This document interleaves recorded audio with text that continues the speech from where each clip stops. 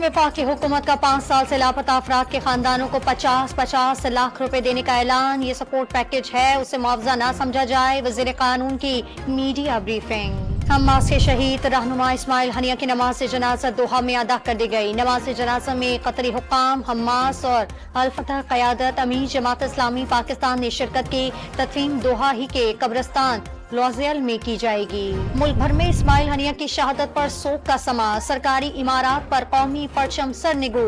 Parliament house समेत मुल्क के मुख्तलिफ शहरों में गायबाना नमाज जनाजा अदा की गई। रैलियां और मुजाहरे भी किए गए। कौमी असम्बली ने इस्माइल हनिया के कत्ल के खिलाफ मजम्मती करारदाद मंजूर कर ली। वज़ीर आज़म ने इस्माइल हनिया की शहादत को अमन कोशिशों के लिए बड़ा धचका करार दे दिया। फलस्तीनियों की इमदाद जारी रखने का ऐलान। टांक में जजिस के काफिले पर दहशत गर्दों की फायरिंग से 2 पुलिस एहलकार शहीद और 2 जख्मी। दहशत गर्दाना हमले में जजिस महफूज रहे।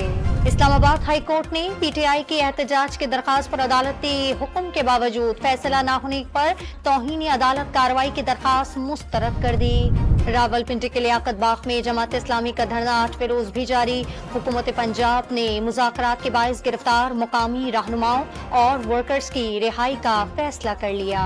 और कराची में गुज़िश्ता रात से बरसात का सिलसिला जारी। आज कहीं हल्की और कहीं तेज बारिश। महकमा मौसमियात ने 6 अगस्त तक सिलसिला जारी रहने का इम्कान जाहिर कर दिया।